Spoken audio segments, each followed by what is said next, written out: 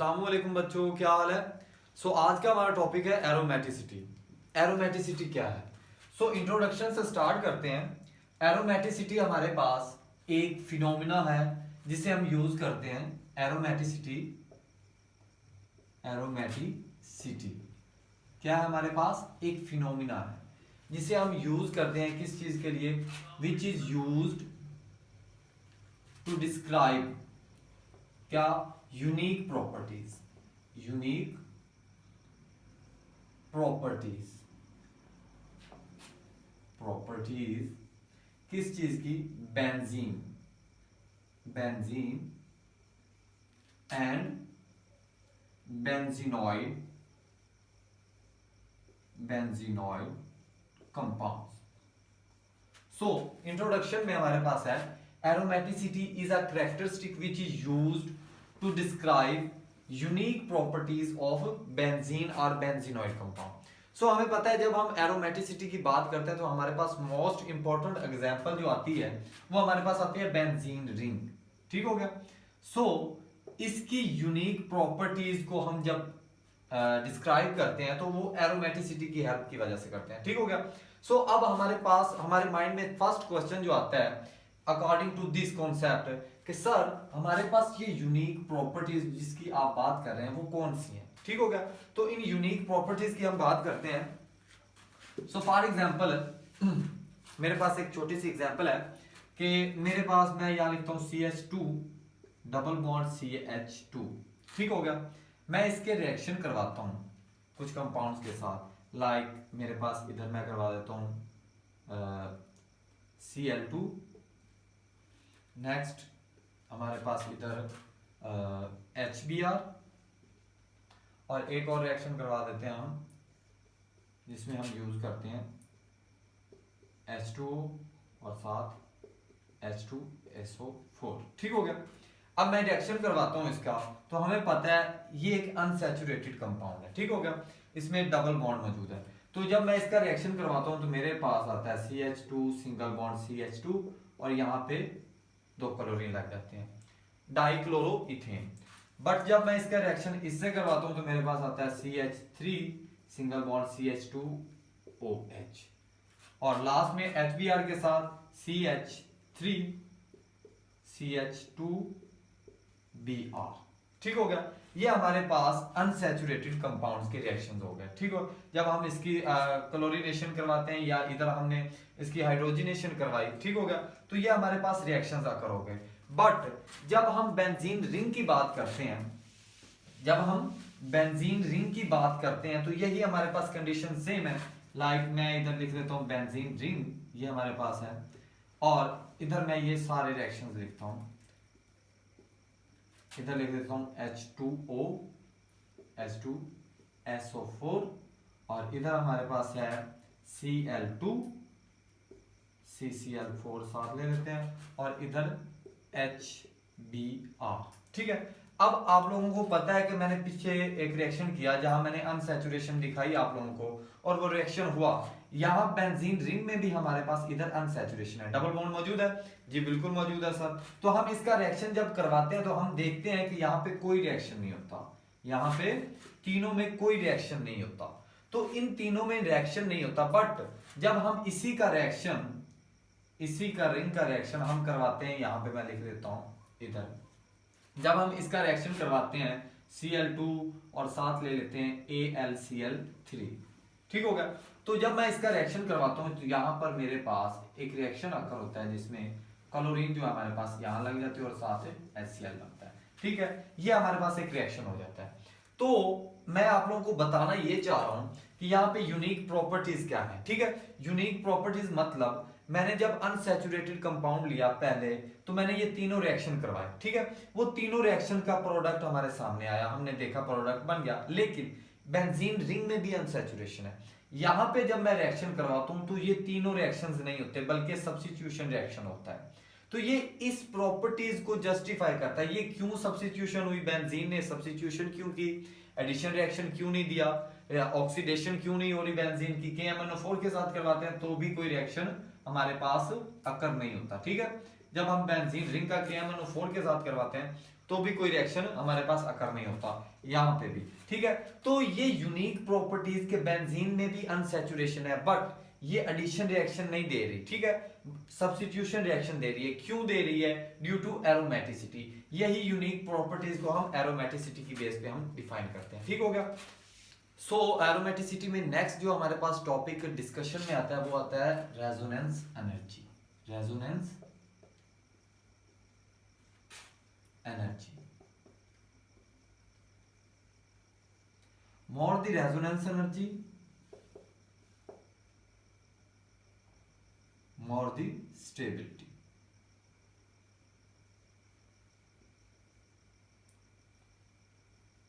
ठीक हो गया।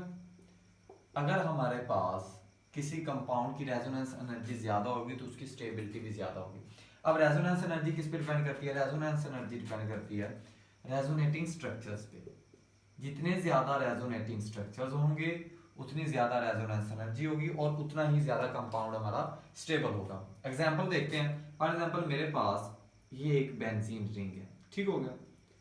अब इसका मैं अगर रेजोनेटिंग स्ट्रक्चर बनाऊं तो कैसे बनेंगे हमारे पास? इसके यही है कि अगर जहां सिंगल बॉन्ड है वहां डबल कर दें, जहां डबल है वहां सिंगल, तो हमारे पास ये एक स्ट्रक्चर आता है। ठीक है, ये हमारे पास रेजोनेटिंग स्ट्रक्चर्स आ गए दो बेंजीन रिंग के। ठीक हो गया। अब अगर मैं इसको देखूं गौर से तो ये एक स्ट्रक्चर है और एक ये, इसके अलावा कोई नहीं है। ठीक है, अगर मैं इस दोनों को कंबाइन करके लिखूं तो मेरे पास एक रेजोनेंस हाइब्रिड स्ट्रक्चर बनता है जिसे मैं इस तरह लिखता हूं। ठीक हो गया। अब मोस्ट इंपॉर्टेंट बात, हमें पता है कि हमारे पास कार्बन कार्बन बॉन्ड लेंथ जो होती है उसकी बॉन्ड लेंथ होती है single bond, carbon carbon single bond जो होती है हमारे पास 1.54 एंगस्ट्रॉम। ठीक है, और carbon to carbon double bond जो होती है हमारे पास वो होती है 1.34 एंगस्ट्रॉम। ठीक है, अब ये हमारे पास डबल बॉन्ड की है, ये हमारे पास सिंगल बॉन्ड की। लेकिन जब हमने एक्सपेरिमेंटली देखा कि इस कार्बन और इस कार्बन की बॉन्ड लेंथ और इस कार्बन और इस कार्बन की बॉन्ड लेंथ, तो हमें इन दोनों का एक कंडेंस फॉर्म मिली कि हमारे पास कार्बन और कार्बन की जो बॉन्ड लेंथ थी वो हमारे पास 140 एंगस्ट्रॉम थी, जो कि एक्चुअल में हमें दिखी। ना ये वाली दिखी ना ये वाली दिखी। हमें पता है कि ये वाली सिंगल बॉन्ड के लिए है, इसमें सिंगल बॉन्ड भी है। ये वाली डबल बॉन्ड के लिए है तो इसमें डबल बॉन्ड भी है। हमें दिखनी तो ये चाहिए थी कि दो तरह की बॉन्ड लेंथ होती तमाम के तमाम कार्बन्स की, कि एक में यहां से यहां तक जो डबल बॉन्ड वाले कार्बन्स हैं उनकी बॉन्ड लेंथ वो 1.34 होती और जो हमारे पास सिंगल बॉन्डेड कार्बन्स हैं उनकी होती 1.54 एंगस्ट्रॉम। लेकिन जब हमने देखा एक्सपेरिमेंटली तो हमारे पास 1.40 एंगस्ट्रॉम जो उनके सेंटर में लाई करती है। तो हमें क्या पता चला, इससे हमारे पास माइंड में क्या बात आती है? इससे हमारे माइंड में ये आती है कि जो बेंजीन रिंग का ये इलेक्ट्रॉनिक क्लाउड है ना, ये वाला, ये फिक्स्ड नहीं है, ये डीलोकलाइज हो रहा है, ये घूम रहा है इस तरह का रिंग के अंदर। ठीक है, ये डीलोकलाइज हो रहा है, इस वजह से ये इलेक्ट्रॉनिक क्लाउड पूरी रिंग के अंदर ही मौजूद है। ठीक होगा। अब ये पूरी रिंग के अंदर हमारे पास इलेक्ट्रॉनिक क्लाउड है तो इसका इफेक्ट तमाम के तमाम कार्बन के ऊपर सेम है। तो सेम होने की वजह से जो हमारे पास बॉन्ड लेंथ आती है वो आती है 1.40 एंगस्ट्रॉम।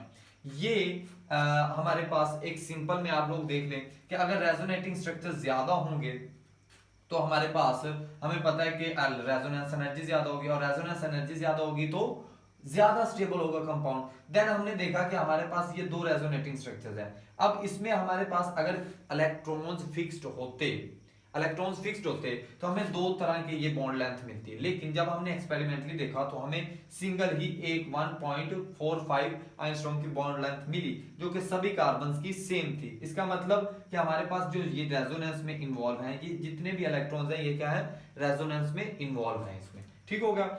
नेक्स्ट हमारे पास अगर हम इसी चीज को लेकर चलें तो रेजोनेंस एनर्जी को हम मजीद कुछ एग्जांपल्स के साथ डिस्कस करने की कोशिश करते हैं और क्लियर करते हैं कि फॉर एग्जांपल मेरे पास ये एक कंपाउंड है, ठीक है, उसमें एक मैंने डबल बॉन्ड लगा दिया। सेकंड में एक और कंपाउंड लेता हूँ और उसमें मैं दो डबल बॉन्ड लगा देता हूँ और इधर एक और कंपाउंड लेता हूँ और उसमें 3 alternate single and double bond. Fourth में मैं एक कंपाउंड लेता हूँ और उसमें मैंने ये सर्कल हाइब्रिड बना दिया, ठीक है, बेंजीन का। अब मैं इसकी हाइड्रोजनेशन करवाता हूँ, ठीक है। मुझे पता है यहाँ पे एक डबल बॉन्ड है, तो H2 दो हाइड्रोजन इसमें ऐड करवाते हैं। जब मैं इसमें 2 हाइड्रोजन ऐड करवाता हूँ तो मेरे पास क्या बनता है, साइक्लोहेक्सेन। ये एक एक्सोथर्मिक रिएक्शन होगा और इसमें एनर्जी क्या होगी, लूज होगी। तो कितनी एनर्जी लूज होती है इसमें, हमारे पास 28.5 किलो कैलोरी एनर्जी हमारे पास लूज होती है। तो हमारे पास साइक्लोहेक्सेन बनती है। जब मैंने 2 डबल बॉन्ड देखे तो मैंने कहा कि इसमें एक ऐड कर रहे हैं तो इसमें 2 ऐड करेंगे। तो जब इसमें 2 ऐड करेंगे 2H2, तो हमारे पास इसका डबल होना चाहिए, बिल्कुल सर इसका डबल होना चाहिए। तो इसका हमारे पास कितनी आती है एनर्जी, 55.4 किलो कैलोरी, ठीक हो गया। तो जब मैंने 2 के साथ करवाया तो मेरे पास ये एनर्जी लूज हुई और हमारे पास साइक्लोहेक्सेन बन गया। अब थर्ड में मेरे माइंड में क्या आता है, मैं कहता हूं कि मेरे पास अगर बेंजीन रिंग है, अगर मेरे पास बेंजीन रिंग है उसमें 3 डबल बॉन्ड्स हैं, यहाँ पे एक डबल बॉन्ड था तो हमारे पास 28.5 किलो कैलोरी लूज हुई और हमारे पास साइक्लोहेक्सेन बना।